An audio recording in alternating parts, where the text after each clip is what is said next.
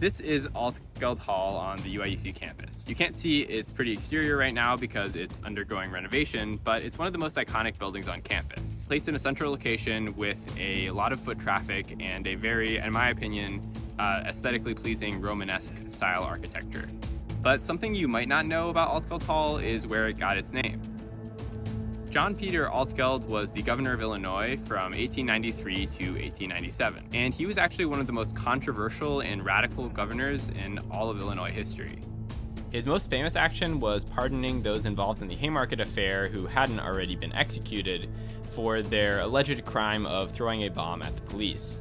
He also had multiple other struggles that revolved around workers' rights, including the Pullman strike, where he wanted to prevent federal troops from intervening and eventually killing many striking workers. Standing up for workers and labor unions in this meaningful way made Altgeld very controversial among the mainstream media and the political elites.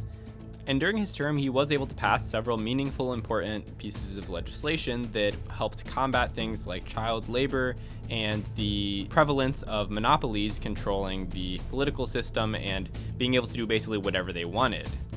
So in the same way Altgeld Hall is not completed and still under construction, many of the struggles that Altgeld himself engaged in during his life are still far from over. There's still a lot more that workers need to secure and are fighting for all across this country and across the world. So I hope that next time you see Altgeld Hall, you can keep that in mind and think a little bit about the history of where we're at.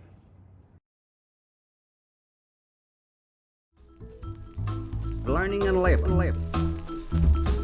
For the people and by the people. The People's University.